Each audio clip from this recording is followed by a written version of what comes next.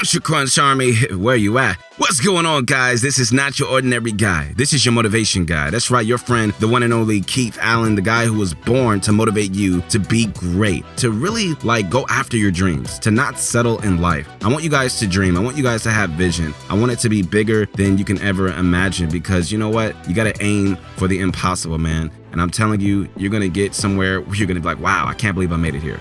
So while browsing the competitive Fortnite Reddit the other day, we saw a series of posts by highlighting the greatest plays from pro players like Saf, Mitro, and 72 Hours. Those were the days, and since, we were so flooded by nostalgia, it inspired us to create our own list of each pro player's best play ever. So consider this video one in a new series of videos featuring the best play from each pro player. If you want a fast and easy way to get better at Fortnite, guys, then look no further than ProGuides.com. All right, we got some of the best coaches in the world that are ready to help you improve super fast. Head on over, the link is in the description. Make sure to like and subscribe, because when we get to 1 million, we're going to release a story about how your motivation guy made it to where I am today. You do not want to miss this story. It's going to really inspire you. Bunch of Crunch Army, it's time to sit back, relax, and grab some of my favorite candy. What is that, y'all? It's that Bunch of Crunch Army. Let's get it. Let's get this going. Starting off with Mongrel. Okay, I feel like we could have picked any of his historic clutches from the World Cup period, but none blew our minds as much as his 0 build 2 HP multi-kill comeback. No doubt, it's got to be one of, if not the greatest play ever. Quite a bit of time, so he's going to try and load those ahead of time in case an engagement like this one shows up. Gets a light tap there with the pump shotgun. No more mats, though. That's why he couldn't actually fight for that, because he spent so much time reinforcing that. Does get the RPG just barely through the stairs. He's going to make an edit down and now start pressuring. But remember, no mats, and another shot does not connect there. Does try, did knock him all the way down. That player falls. The fall damage down to 4. He's got 4 HP. Oh, catches Omer off guard. The stink grenade, though, he needs to get out. Yes. He's still in it, 3 builds left. Going over the hill, though. He's gonna have to utilize other players' structure at this point, reloading those rockets. He's still sitting on 6 shots between the two of them. Okay, it's not actually going over that hill. It's gonna start going down. He actually needs to break a hole through so that he can continue his path down and get through cover. Yes, just barely. 2 HP. Are you gonna do this, Margot? No way. No way can you survive in this situation. Jamming himself underneath the structure, he might actually, his head might have been poking through the floor. He's staying just ahead, just out of sight. Does the player see him? Yes, I don't think so. The drop in. Gets the shot off and gets the elimination. Mongrel literally putting on a clinic of why you need to pay attention to what's going on. Everybody? Are you kidding me? Just fell. Picks up 3 balls. Launchpad, he's gonna launchpad off. Oh my goodness. Are you serious? 13 eliminations. There's still 4 players left, including him. Add it down! No way are you doing this right now, Mongrel! No way! Top 3 situation now. Gonna get the time for the minis.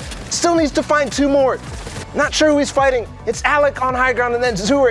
Mongrel took down every single player that we talked about earlier in the lobby. And now reloading the double RPG as well. Zur's gonna go down in another one. Mongrel, are you kidding me?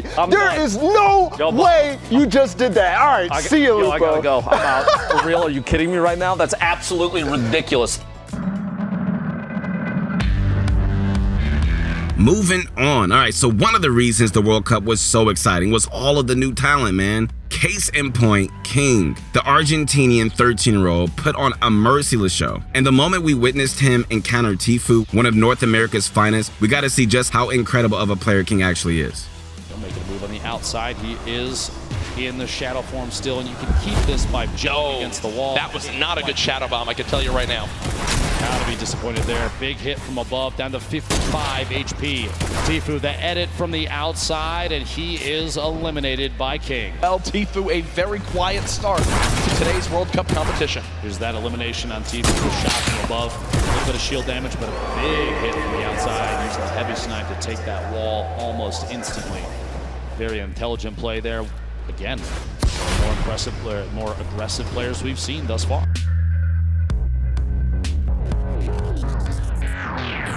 Now, Clicks is a clutch master, and with so many jaw-dropping plays under his belt, we had a tough time picking a clip that we could have just called his greatest. But since we have to pick, we're gonna go with the time he took big risks, landed huge shots, and won an FNCS match for his team. He's campfiring in the back of zone. You have to kill that guy for the health. You have to kill him for the health. Nice. Yes! Oh, the fucking best play in the world! Dude, I'm like, oh, baby! Let's go! Shit. Let's leave, baby! Woo! Good shit, Clay.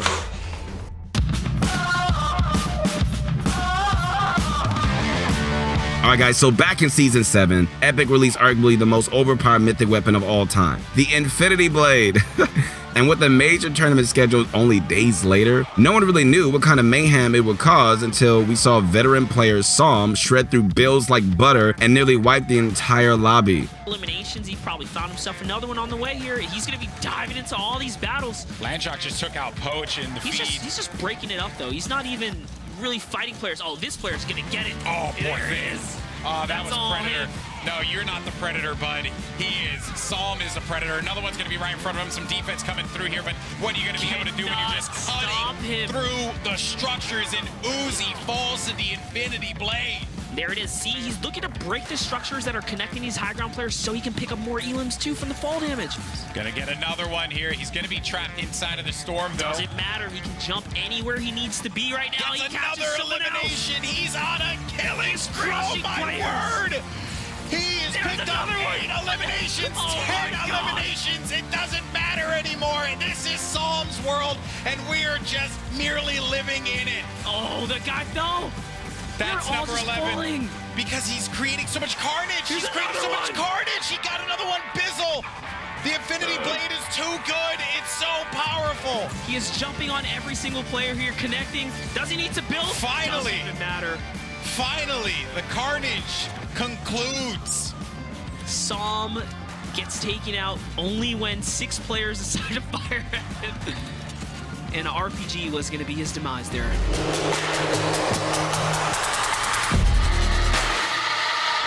And of course, when it comes to Aiden, his battles against Nick Mercs and Tilted Towers were legendary. And while it might not be flashy, his fight against him at PAX West had us on the edges of our seats. Aiden made big brain decisions that day, and with a bit of luck on his side, he was able to claim Tilted Towers as his own. Nick hears that chest open. He knows exactly where Aiden is. Here comes the engagement again.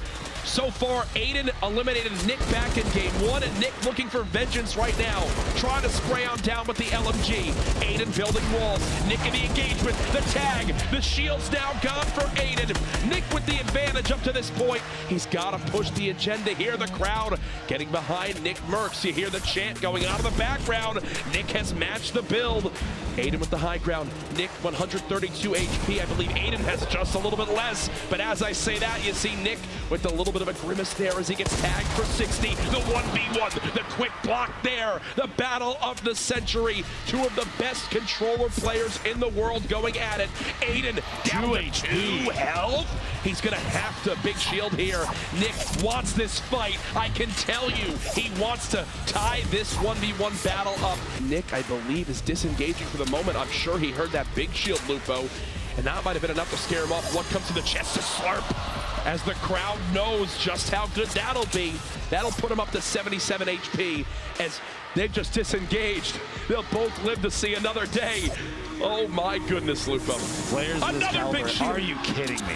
Round 3. Round 3. Nick Mercs versus Aiden, 2 controller titans hanging out in Tilted Towers. Here's the thing though, Nick has no shields. He basically needs Aiden to walk on into the double barrel and say hello. He's waiting, they are 1 pixel away. Aiden charges in, the spray! Aiden again at 20 HP! And this crowd erupts again. Look at the loot next to him too. He already... So when it comes to bugha, obviously the World Cup winner's a gifted player with a ton of incredible moments to back up his elite status. But I'd be a fool not to pick the moment where millions of us got to witness talent so good, we knew that he'd be on the way to win the entire event. I'm talking about the Game 1 ending, where bugha played it flawlessly and definitively earned his victory royale. Player like this is going to make plays, sitting the edge of the storm, the box up. He's going for edit shots. Big hit. My gosh. The outside. Bugha picking up his 6th elimination. Creo, Rux, Bugha all on the low ground. Bella EU. One player to shockwave the height. It's still Psalm up top. Still got it. Same floor as Creole, 1v1 up top, 1v1 on the bottom, stuck in the box. Big hits, back-to-back shots. Bugha picking up another elimination. Bugha is insane now. Almost going to be his game to win. We'll see here another one. Can he find the 9th elimination and the first victory royale, the World Cup solos? Dr. Lupo, it might be time soon. It might be time soon. Bugha smiling. He's got the health advantage on Creo. Does. Folks, it might be time for the shockwave play. Bugha can soar up into the sky. Go for it. Here it is. Shockwave died. Shots coming in. No elimination yet for the first game victory royale. Oh my gosh. Confident play from Bugha. What a monster. The first victory royale. Coming up next, FaZe Bizzle, whose best play gotta be when he clutched up at the secret skirmish. Going into the final match, Bizzle was in 3rd place, but with an incredible game, an amazing reactionary shot, he managed to scrape his way to the top and win his first ever major event. Germ, no surprise here, Bizzle in a wonderful position to potentially take this game. Not many materials left. 3 LMs so far. A quick little tag on the player above. No materials. He's got to drop on down. He's looking for the way to take as little fall damage as possible. He's made it to the low ground. He's skating around. Shot comes in. A limb for Bizzle. Turns on the player above. That's it! He dingled the floor! He hand cannoned the floor! Are you and the kidding player me? drops! Bizzle with the victory! Ladies and gentlemen, congratulations to Bizzle, our secret skirmish champion. The victory at the end put him 1 point above Sav. The man continues to do it, Lupo.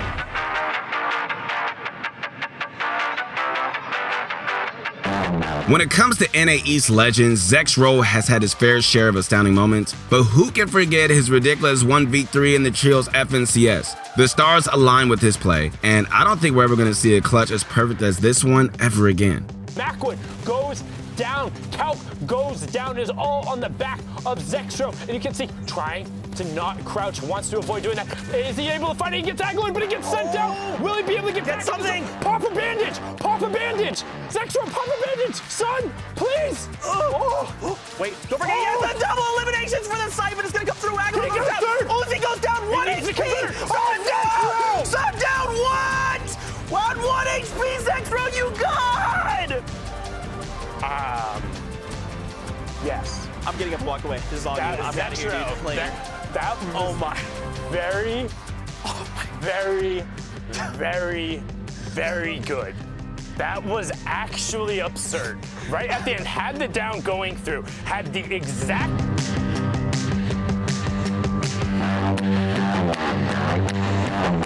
Now, Tfue has had many amazing moments, right? But this one that immediately came to mind was when Bizzle, Dubs, and Bugha were trying to grief him in trios. Tfue wasn't having any of it that day, and with some remarkable aim, he put them right in their place.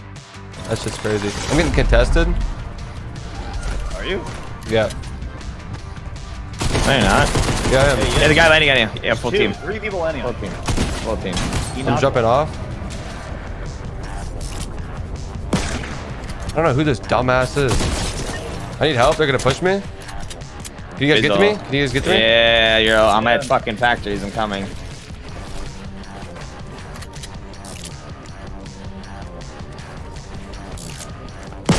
Hit 150 flash. Hit 130 flash. 1 launch padded. Dog shit. You're fucking trash. Get the fuck out of my game. Suck my fucking dick, bitch.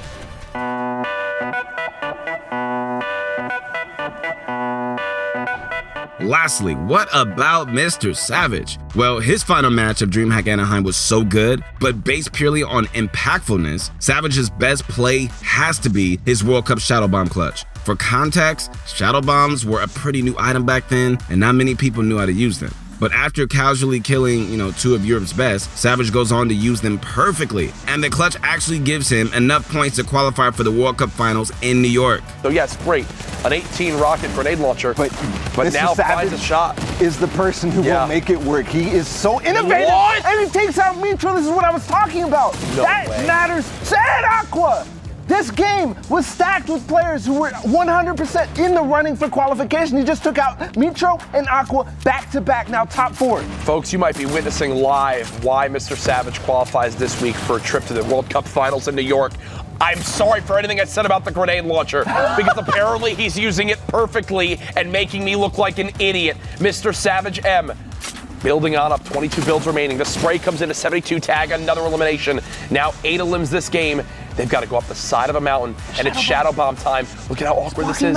He's getting completely blocked that out. He's deciding to take storm damage. Yes. Mr. Savage! Oh my God! You did not! Oh my God! Oh my goodness! What a play! The best Shadow Bomb use I've ever seen! Mr. Savage M rising to the top of the mountain like his plain will when this freak of nature probably goes to New York. All right, guys, once again, this is your motivation guy. That's right, your friend, the one and only Keith Allen. Do you guys agree with our picks? Let me know in the comments, and also tell us whose best moments you want to see next. If you enjoyed this, make sure to give it a thumbs up and click that subscribe button. Bunch of Crunch Army, where you at? Keep eating that bunch of crunch, and let's get this going.